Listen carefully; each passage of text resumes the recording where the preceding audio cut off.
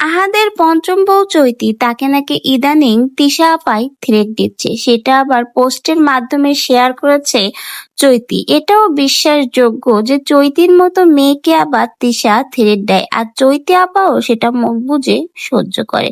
তো যাই হোক, চৈতি আপা কিন্তু একটা পোস্টের মাধ্যমে তিশা যে তাকে থ্রেট দিচ্ছে সেটাই এবার সে ক্লিয়ার করলো। পোস্টে কি লিখেছে তিশা সম্পর্কে চলুন তাহলে পড়ে নিই। দয়া করে পোস্টটা পড়বেন। অনেকদিন যাবত আমি একটা জিনিস ফেস করছি, সেটা হচ্ছে ঘোড়ামুখী অনেককে দিয়ে ফোন করে থ্রেট দিচ্ছে। সে নিজের হাজবেন্ডকে আটকাতে পারে না, সে আমাকে বারবার অ্যাটাক করার হুমকি দিচ্ছে। ওর অনেক বড় ফ্যান পেজ আছে। এসব বলে আমি সমস্ত কল রেকর্ড রেখে দিয়েছি। আমার রাইট ক্লিকস হলে আমি এসব অনলাইনে ছেড়ে দিব। সে ভাইরাল, তাকে সবাই চেনে। সে ভাজা মাছ উল্টে খেতে জানে না। ওর জামাই কি একা? সে আমারও হাজবেন্ড হয়। তার সাথে আমার ডিভোর্স হয়নি ভাই এখনো। লিগালি সে আমার হাজবেন্ড।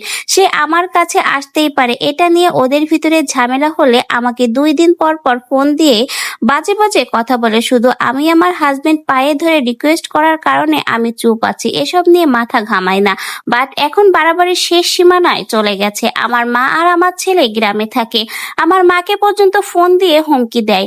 আমার কথা হলো, সে নিজের জামাইকে আটকাতে পারে না, ক্যামেরার সামনে লুতুপুতু, ক্যামেরার পেছনে মারামারি। এসব আমি নিতে পারছি না। ওরা আমাকে থ্রেট দেয়, এসবের প্রমাণ আছে।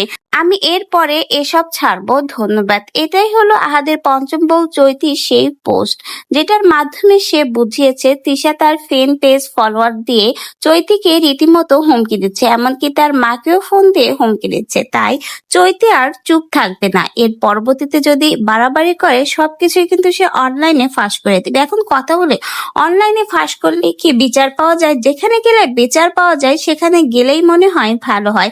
আর একটা কথা হচ্ছে, এখানে কিন্তু চৈতি আরো একটা কথা বলেছে, ক্যামেরার সামনে আহাদ তিশা লুতুপুতু করে এবং পেছনে মারামারি করে। এমনকি আহাদ নাকি চৈতির পা ধরেছে, তাই নাকি সে এতদিন চুপ। তো ভাই, আপনাদের কি মনে হয় আসলে চৈতি তার পোস্ট বা এই স্ট্যাটাসে যে কথাগুলো বলে, কথাগুলো কি আদৌ সত্য?